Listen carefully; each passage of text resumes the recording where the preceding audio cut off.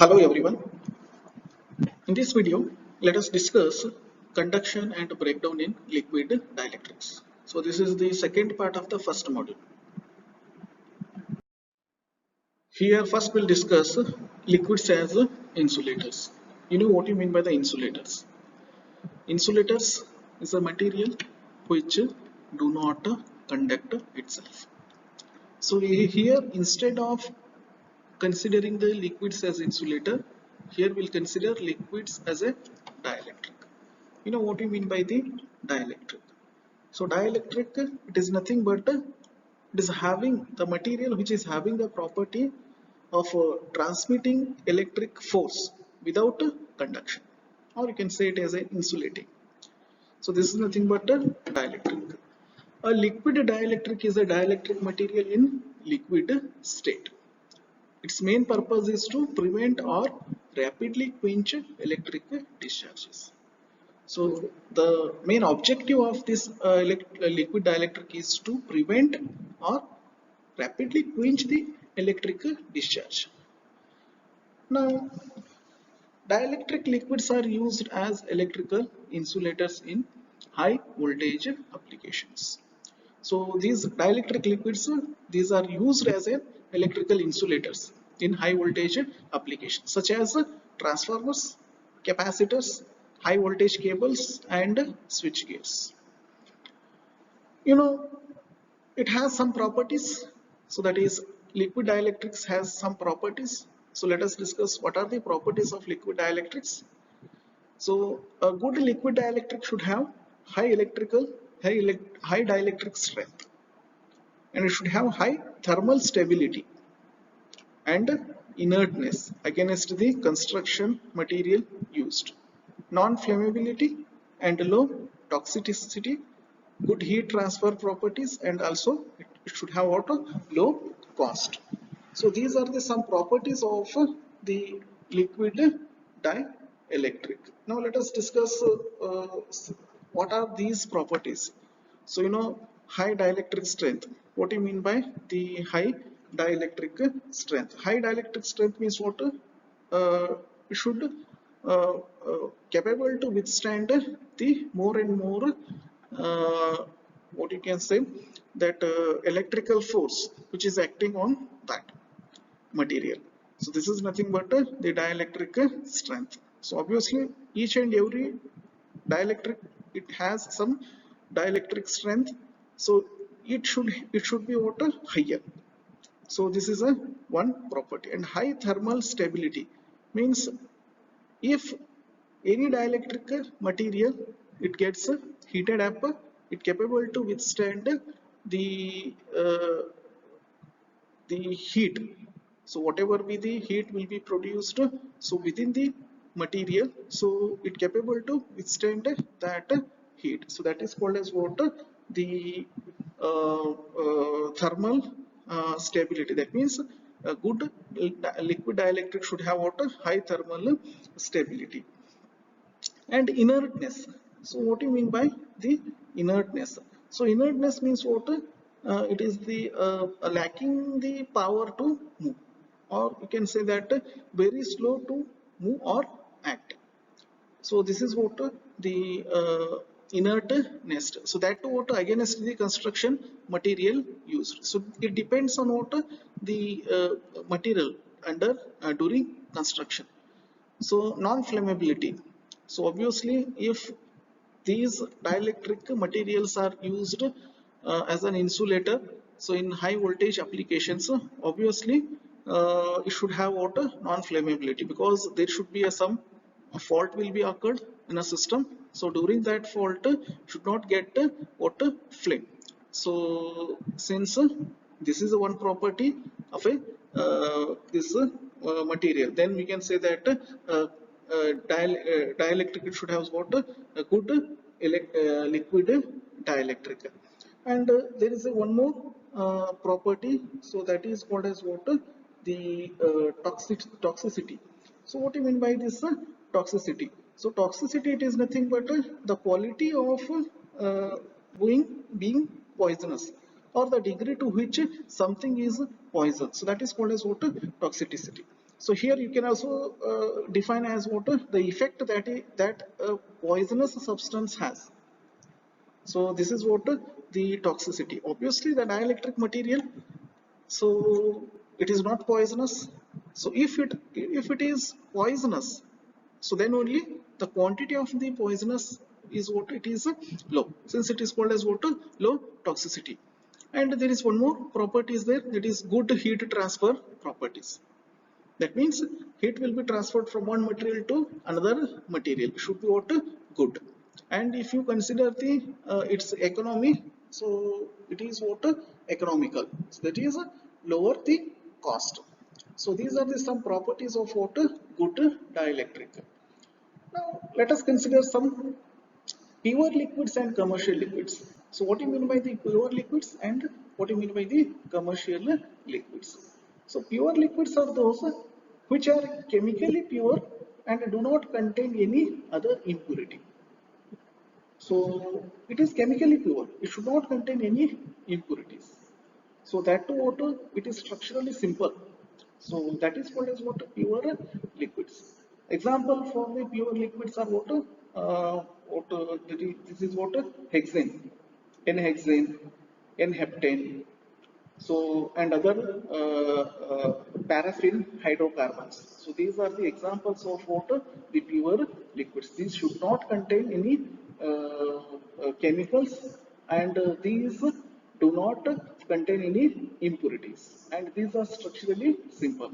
So by using simple and pure liquids, it is easier to separate out the various factors that influence conduction and breakdown in them. Now, by using these pure liquids, so then we can easily separate out some various factors. So that is what influence the water conduction property and breakdown property in them. The commercial liquids, which are insulating liquids like oils, which are not chemically pure, normally consist of mixtures of complex organic molecules. Now, what do you mean by the commercial liquids? Means commercial liquids, it consists of water chemicals, which are insulating liquids. Those are called as insulating liquids.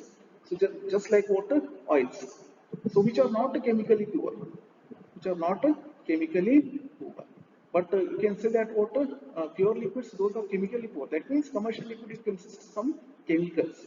Normally consists of mixtures of complex organic molecules. So this is called as water commercial liquids. Pure liquids are water, it should not contain any chemicals. So these are chemically pure and do not contain any other impurities, and these are structurally simple.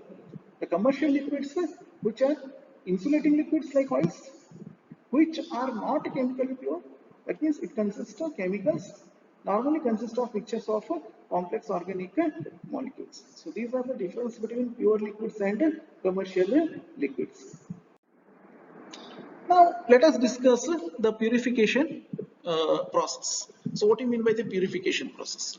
So how the impurities which are present in the liquid dielectrics are purified. Obviously, what are the impurities present in the liquid dielectric? First, we should know. So the main impurities in liquid dielectrics are dust, moisture, dissolved gases, and ionic impurities. So these should be what separated out. How these should be separated? By this method, that is purification method. Again, there is a various methods employed for purification. So those are filtration, that is through mechanical filters, spray filters, and electrostatic filters. You can use the filters purify these dielectrics, liquid dielectrics. And there's one more method is centrifuging, degassing, and distillation, and chemical treatment. So chemical treatment, it is nothing but adding ion exchange materials such as alumina, fuller's earth, etc., and filtering. So these are some methods are employed so in order to purify the liquid dielectrics. Dust particles when present become charged and reduce the breakdown strength of the liquid dielectrics, and they can be removed by careful filtration. Now this is what the What is the purpose of doing the purification? So if dust particles which are present in the liquid dielectrics, what it does, so then it will get charged and reduce the breakdown strength of the liquid dielectrics, since it should be removed out. Liquid will normally contain moisture and dissolved gases in small quantities. So, so even instead of the dust, it also contains water, the moistures, and some gases, dissolved gases. So what are those dissolved gases? Gases like oxygen and carbon dioxide significantly affect the breakdown strength of the liquid, and hence it is necessary to control the amount of gas present. So this is done by distillation and degassing. So this process itself is called as what? Distillation and degassing. That means the process in which the some dissolved gases are removed out from the liquid dielectrics. So those processes are called as what? Distillation and degassing.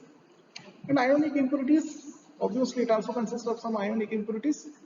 So like water vapor, which easily dissociates, leads to very high conductivity and heating of the liquid depending on the applied electric field.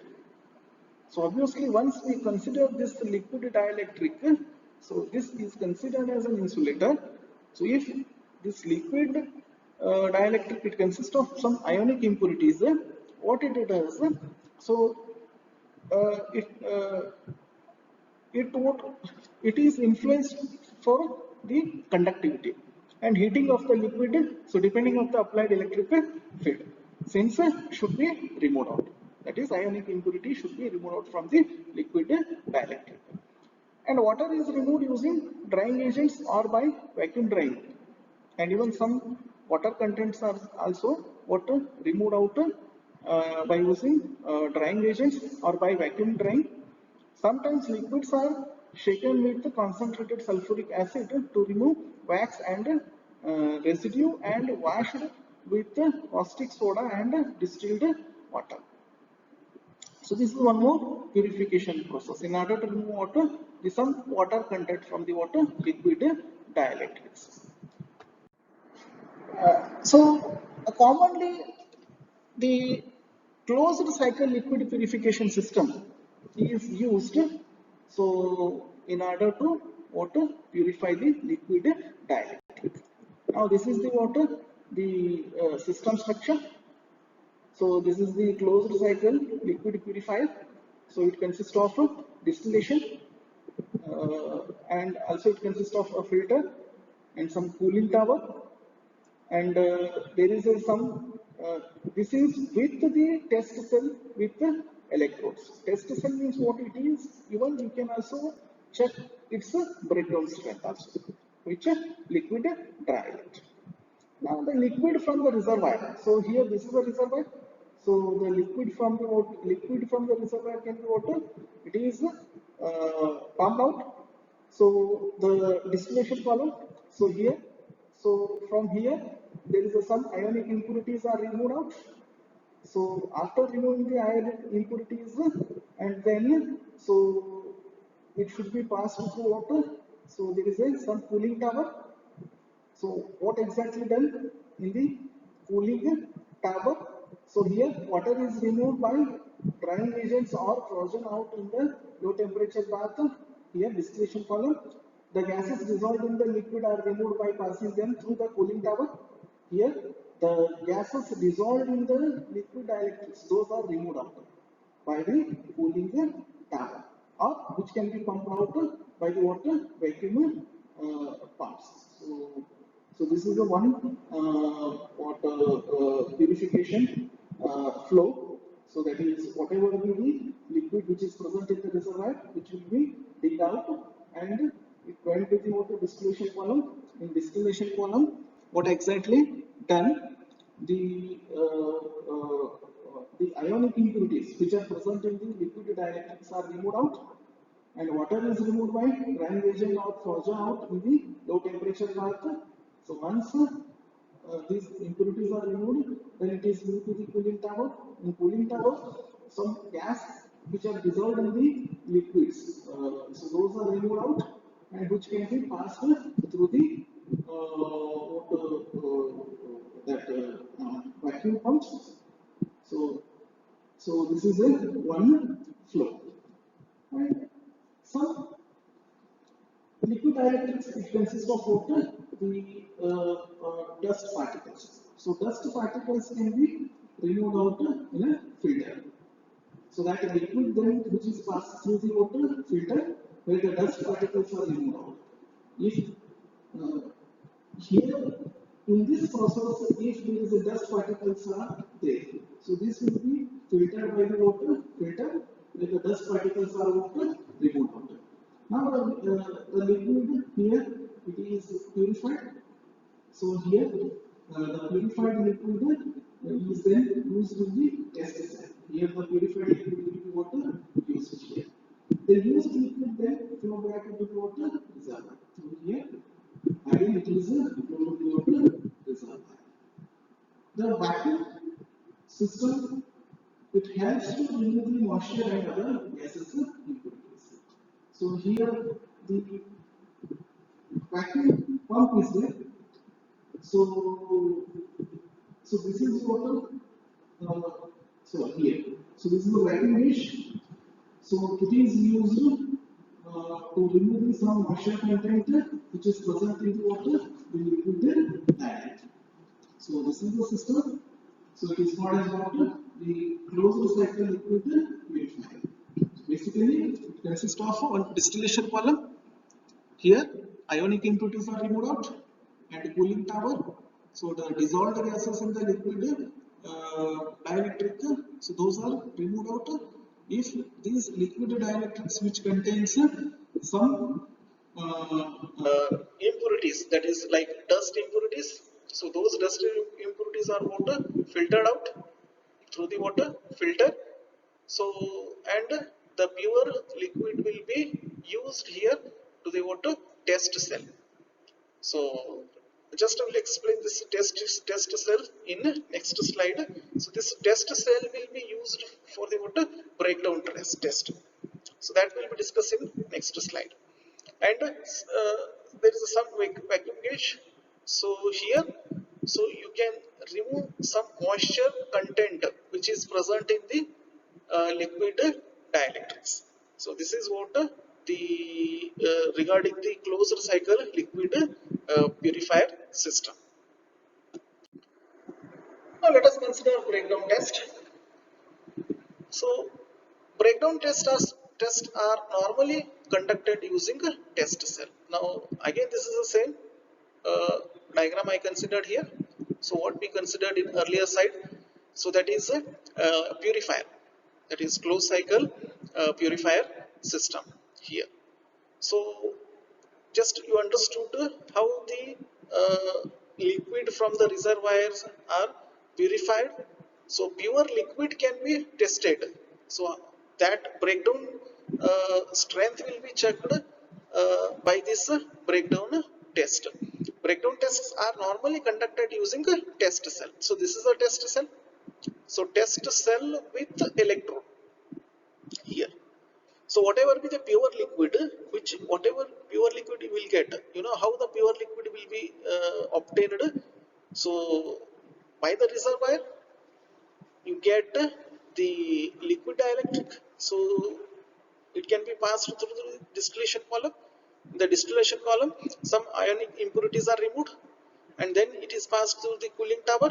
Here, some dissolved gases are removed, and then if it consists some moisture or some dust, so dust are removed by the water filtering process. Then whatever be the pure liquid, so then you will get the pure liquid in the test cell. So this is test cell, it consists of water, the electrodes. Now the electrodes used for breakdown voltage measurement, so these are usually spares of diameter 0.5 to 1 centimeter with gap spacing. So gap spacing between two electrodes are 100 to 200 micrometer. This is very small.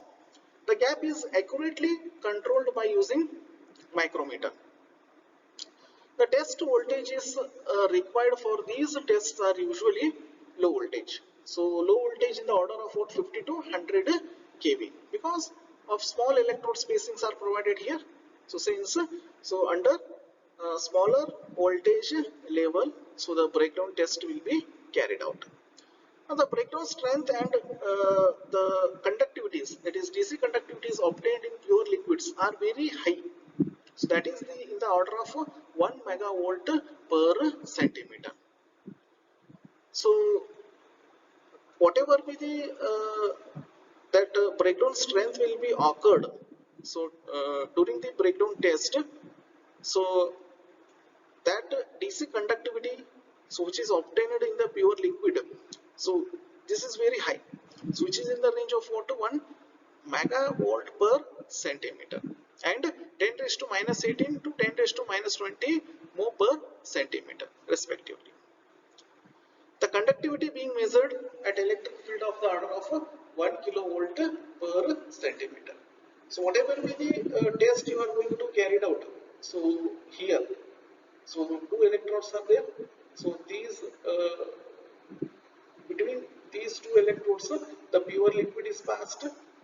Then, so to the electrode, some voltage is given. So this is the voltage in the order of 50 to 100 kV. So you will get some breakdown strength of the dielectric. So that breakdown strength of the dielectric you can get here. That is it is very high. It is 1 megavolt per centimeter and 10 raised to minus 18 to 10 raised to minus 20 mho per centimeter respectively. And its conductivity is in the order of 1 kilovolt per centimeter. Now this is about the breakdown test, how the breakdown test will be carried out. Now let us discuss conduction and breakdown in pure liquid dielectrics. So this characteristics, it explains the conduction and breakdown in pure liquid dielectrics.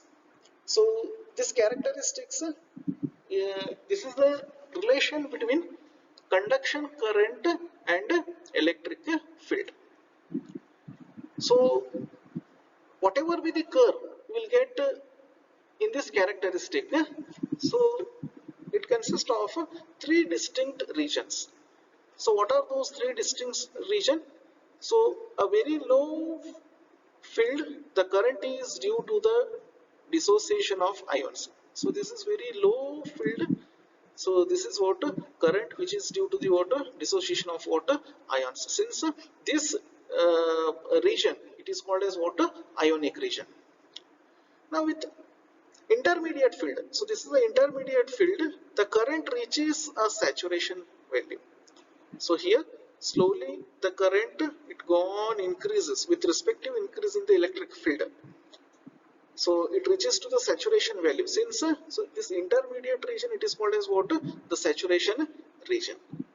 Now at high field, the current generated because of the field aided electron emission from the cathode gets multiplied in the liquid medium by a thousands mechanism. Now further, so the field aided, so here that is field will be fixed. So this is for 1 megavolt per centimeter, the field will be constant. So then your conduction current it gone increases. So this, since it is called as what? Field aided.